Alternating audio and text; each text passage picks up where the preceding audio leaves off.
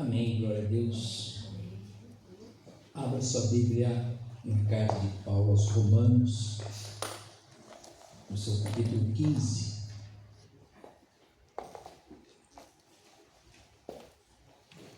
Carta de Paulo aos Romanos, capítulo 15, para a leitura dos versos de 1 a 7. Romanos 15, de 1 a 7, diz assim, a palavra do Deus vivo: a imitação a Cristo, a simpatia e o altruísmo. Ora, nós que somos fortes, devemos suportar as debilidades dos fracos e não agradar-nos a nós mesmos. Portanto, cada um de nós agrade ao próximo no que é bom para a edificação. Porque também Cristo não se agradou a si mesmo. Antes, como está escrito, as injúrias dos que te ultrajavam caíram sobre mim. Pois tudo quanto outrora foi escrito para o nosso ensino foi escrito, a fim de que, pela paciência e pela consolação das Escrituras, tenhamos esperança. Ora, o Deus da paciência e da consolação vos conceda o mesmo sentir de uns para com os outros, segundo o Cristo Jesus, e para que concordemente a uma voz glorifiqueis a Deus e Pai de nosso Senhor Jesus Cristo. Portanto, acolhei-vos uns aos outros, como também Cristo nos acolheu para a glória de Deus. Amém. Oremos. Pai, eu quero te agradecer pela tua bondade, Senhor, pelo teu grande amor, pela tua graça, maravilhosa graça, Senhor, que tem abundado em nossos corações e nos abençoado apesar de nós. Nos edifica nesta hora, Senhor Deus, no meditar singelo da tua palavra, que o teu Espírito Santo nos fale abundantemente naquilo que nós precisamos, para que possamos viver segundo a tua vontade. No teu nome, Jesus, pela ação e graça do teu Espírito Santo, que nós oramos agradecidos. Amém. Amém.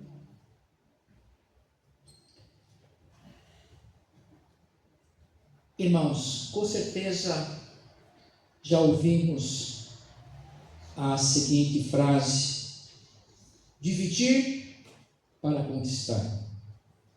É uma estratégia que pode significar a fragmentação de um oponente para enfraquecê-lo, dificultando assim a sua ação coordenada. É uma estratégia para separar grupos, pode ser utilizada na guerra, aliás, é muito utilizada na guerra. E essa frase vem do latim divide et impera, divide para conquistar, muito usada nos estudos de política e sociologia para ganhar controle. Mas a ética e a égide do Evangelho de Cristo, ela caminha na oposição disso. Ela trabalha na contramão disso, porque essa nunca será a doutrina do Evangelho, dividir para conquistar. A experiência de Paulo, em muitas de suas cartas às igrejas de seu tempo, lá no primeiro século, ele reconheceu o poder da cooperação mútua. Aqui ele convoca, insiste com os cristãos de Roma a aceitarem uns aos outros da mesma maneira como Cristo os aceitara. Ele convoca todos. Versos 5 e 6.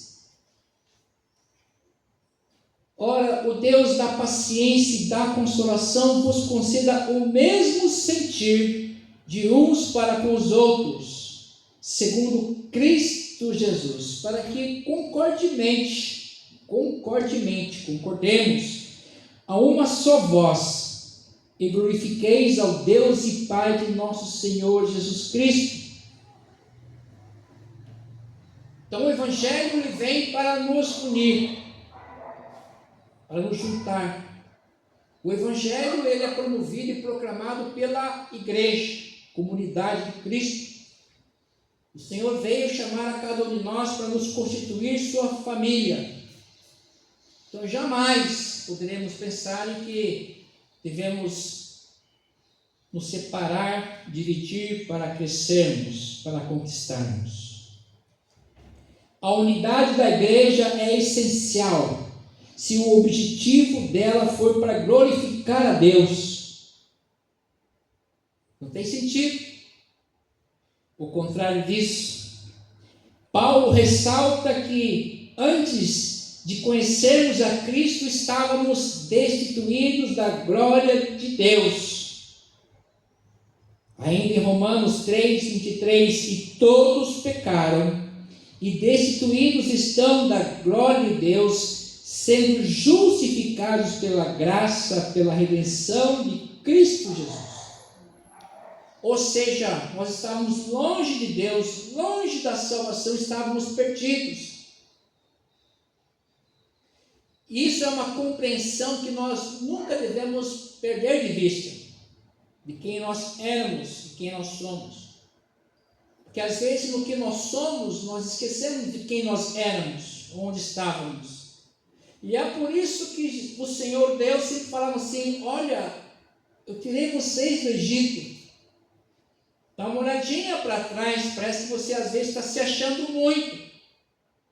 Vocês estavam lá escravizados, começaram a orar, a clamar: eu tirei vocês com mão forte, com 10 pragas e um grande milagre. Quando o Senhor abre o mar vermelho. E mesmo assim o povo continuou caminhando por 40 anos, pisando muito na bola, usando um termo bem brasileiro, pecando contumazmente. O que mais me assusta e intriga é que logo depois da abertura do mar vermelho, da 10ª maravilha de Deus com mão forte no meio do povo, eles ainda erigem um altar, um bezerro de ouro com suas riquezas,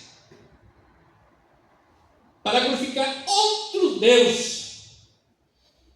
É quase que assustador isso. E aí tem que coçar a cabeça mesmo, porque como é que pode? Mas aí a gente começa a ver que as coisas não acontecem assim, um dia após o outro, segunda, terça, quarta. Não, tem um período aí. Às vezes a pessoa perde a fé, perde o foco, se perde nas suas mesmices, nos seus desejos, nas orações, entre aspas, não atendidas. E aí a gente se perde um pouco. Aqui então Paulo, ele ressalta de que nós estamos longe da glória de Deus e que nós somos justificados não pelo nosso mérito, pela nossa caminhada, pelo que nós pensamos, pelo que nós fazemos, pelo que nós ganhamos, não, pela graça de Cristo, pela graça de Cristo. E é isso, especialmente isso, que deve nos formar como corpo de Cristo, que todos nós somos juntados por Cristo, sem os nossos méritos, sem as nossas formações, nossos pensamentos. Não, foi Ele nos chamou e tocou o nosso coração, e aí não dá para a gente não fazer outra coisa senão agradar a Deus e servi-lo com toda a nossa existência e obedecê-lo em tudo, porque Ele nos chamou para essa graça, maravilhosa graça. Nós imerecidamente fomos chamados. Eu fico pensando às vezes que nós não valorizamos aquilo que nós recebemos, o penhor da salvação, porque há milhares perdidos que não conseguem entender a nossa fé porque não tem o toque do Espírito Santo. E nós precisamos então valorizar esse grande prêmio da salvação de Cristo sobre as nossas vidas. Algo incompreensível, imerecida graça, mas incompreensível pela mente humana. E aí o que temos que fazer é olharmos para o primeiro artigo do código do nosso catecismo maior, da igreja cristã como um todo, e responder a pergunta sempre: por que eu existo? Para glorificar a Deus. Porque Ele é autor e consumador na nossa fé. Então é tempo sempre de nós revermos o nosso objetivo. E é o que Paulo está propondo para aquela igreja que está em Roma. Uma igreja muito atribulada. Uma igreja que vivia em muita promiscuidade. Sexuais principalmente. É só a gente olhar no primeiro capítulo dessa carta. Especialmente a partir do versículo 18 até o 25. A promiscuidade sexual entre mulheres e mulheres, homens e homens, até animais. E parece que não mudou muito hoje. Então essa carta é para a igreja que está no meio dessa promiscuidade, e que aqui, pelo que nós entendemos, ele está concorrendo, ressaltando: mantenham-se unidos. Povo de Deus, se unam, porque se nós nos dividirmos, seremos derrotados. Porque o diabo quer nos conquistar, quer conquistar a igreja de Cristo, quer dividir para conquistar. Era a égide do Império Romano no qual o ambiente que Paulo vivia, das conquistas do Império Romano. Já falamos aqui sobre o bom perfume de Cristo, que era a mania de um general romano exalar os incensos após vencer e tomar uma cidade. E Paulo quer usar aquela metáfora, aquela analogia para mostrar para mim e para você que nós precisamos sim ter um bom cheiro para Cristo com a nossa vida, ainda que morrendo por Ele. Com as nossas vidas, atitudes, com as nossas respostas às crises, mas de maneira contundente contra as hostes demoníacas. Agir como se fosse Cristo agindo. Então nós somos chamados hoje para mantermos a unidade dos cristãos. A unidade dos cristãos, ela nos capacita a difundir a grandeza de Deus e também nos ajuda a suportar as perseguições. Podemos lembrar de que essa atitude de unidade pode também reverter em crescimento para a igreja de Cristo, como está lá em Atos 2:47, louvando a Deus e contando com a simpatia de todo o povo. Enquanto isso, ia acrescentando-lhe o Senhor dia a dia o que iam sendo salvos. Às vezes estamos no meio de uma situação de dificuldade, de separação. O diabo está vencendo às vezes essa batalha, dividindo o seu povo. E aí não vai acontecer nunca a graça de Deus, nunca o crescimento que nós desejamos.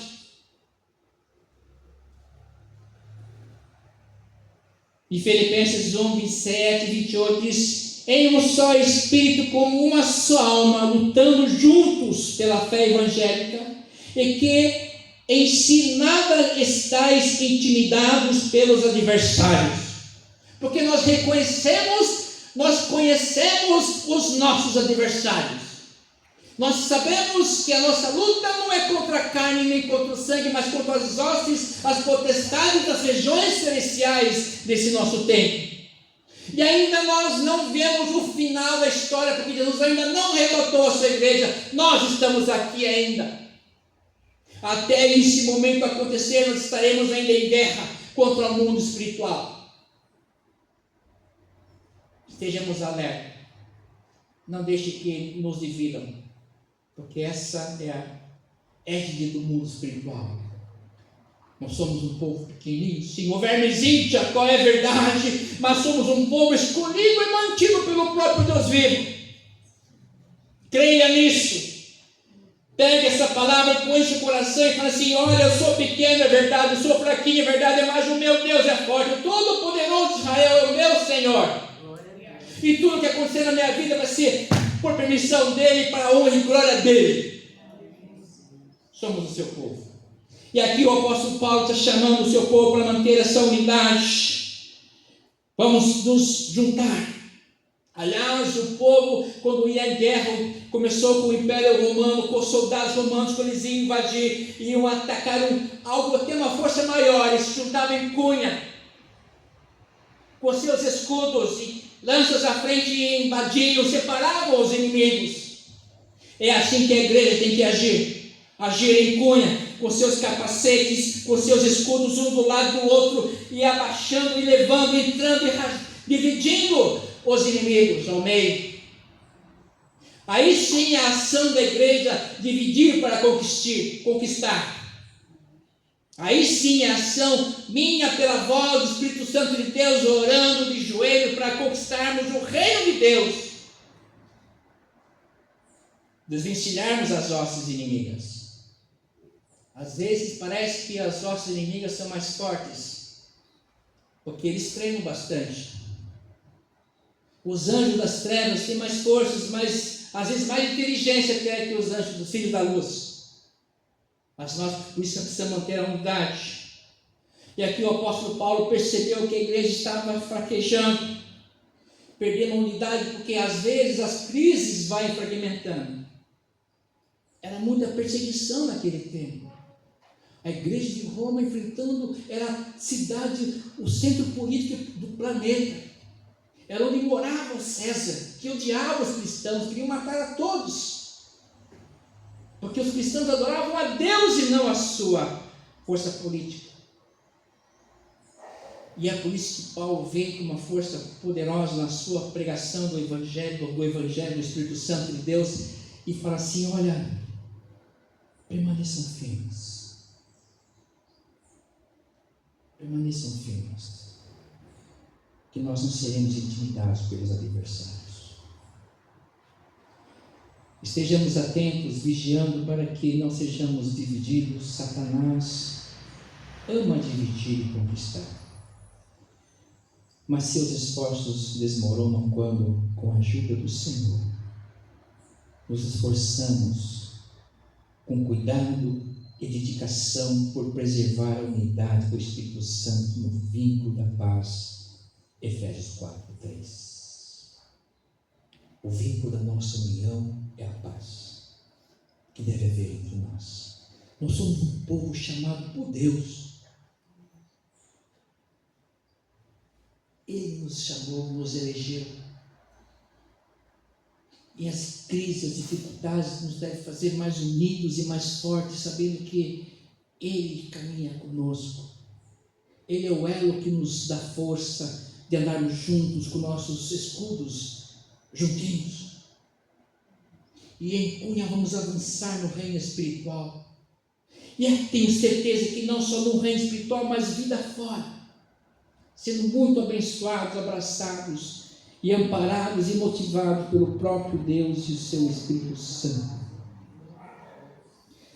A nossa oração, queridos irmãos, querida igreja do Senhor Jesus, deve ser: Pai, permita que nós, os cristãos, a tua igreja, como parte dela, experimentemos a bênção da unidade em ti. A melhor comunidade é a Trindade, é a comunidade mais poderosa, é a comunidade mais perfeita, e nós nos ajuntamos a ela. A Trindade nos juntou a ela. Nós somos hoje a família de Deus. O Senhor Jesus chama todas as mulheres como mães, aquelas que obedecem a sua palavra, as mulheres como irmãs, aquelas que obedecem a sua palavra, irmãs, aqueles que obedecem a sua palavra. Ele aumentou a sua família na força e na direção da Trindade, na força e proteção do Deus Pai, Deus Filho e Deus Espírito Santo, aquele que nos visita com seus dons e talentos, aquele que nos fortalece apesar da nossa fraqueza, que nos perdoa apesar da nossa resiliência em pecar.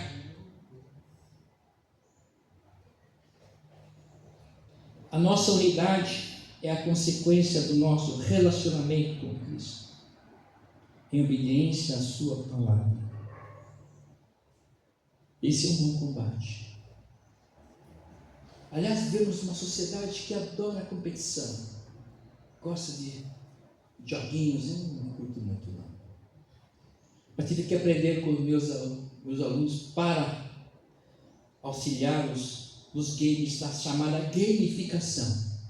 Eles gostam de joguinhos. É porque a gente olha para o mundo do Senhor e a gente vê muita batalha, muita guerra. E o ser humano gosta disso, né? E às vezes quer fazer guerra onde não pode, onde não precisa. Porque é assim que o mundo caminha, em guerra.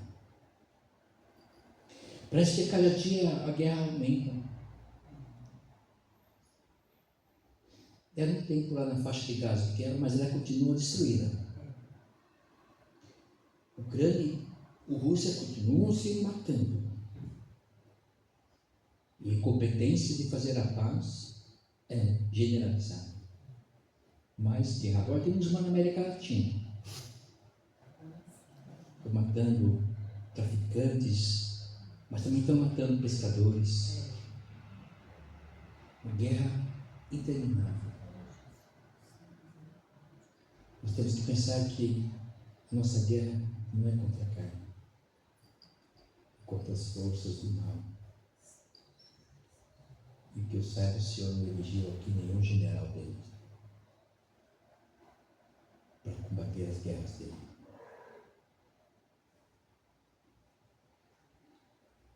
Nós devemos combater o nosso bom combate, vigiar em oração por isso. O povo de Deus jamais deve pensar em dividir para conquistar. E sim, nos unirmos para juntos proclamarmos as verdades do Senhor Jesus. Ele chamou os seus 12 e por 3 anos pregou ali o amor, a graça, o perdão, a paz e ensinou os seus discípulos e suas famílias para que juntos fosse uma força de missão, de proclamação da paz, do amor, do perdão, do abraço, do aconchego, do sorriso, da empatia. Não o contrário. A igreja tem que ser a emissária de bondade, de simpatia. Atos 2, o povo olhava assim os irmãos com simpatia, porque ele viu, olhava um povo unido e agiam assim com grandeza. É claro que nem todos se chegaram, porque se chegando ao corpo do Cristo, muitas coisas têm que ficar para trás, que a palavra vai limpando, a palavra vai libertando, mas é a palavra. Não se preocupe em você querer tirar as bugigangas das pessoas e tirar os efeitos. Não, a palavra de Deus, ela que vai tocando. O que a gente pode fazer é vigiar e orar. O toque no coração do Espírito Santo. É claro que Ele gosta de usar a gente, cada um de vocês, nas ações, nas respostas das dificuldades. Às vezes a gente é um instrumento de paz. E para terminar, isso é Natal. Isso é Natal. É fazer as coisas diferentes. Já começou por Jesus nascer numa manjedoura. Não nasceu em Dubai, nem em Bruxelas, nem em Nova York, nem em Londres, nem em Milão, nem em São Paulo, no Rio, Salvador. Nasceu uma cidadezinha, uma vilazinha ao sul de Jerusalém, Belém do Efrata, num lugarzinho assim, que nem nossos bairros da periferia, esquecidos. E nasceu no meio de animais. Esse é Natal. Mas trouxe paz na terra entre os homens de boa vontade. Paz na terra entre os homens e mulheres de boa vontade. Isso é Natal, a boa vontade. Para quê? Para todos. Que Deus continue nos visitando, nos abençoando, nos fazendo um povo cada vez mais forte, unido, amando cada vez mais, perdoando cada vez mais nos fortalecendo cada vez mais, orando uns pelos outros cada vez mais. Amém? Amém. Vamos, nesse momento,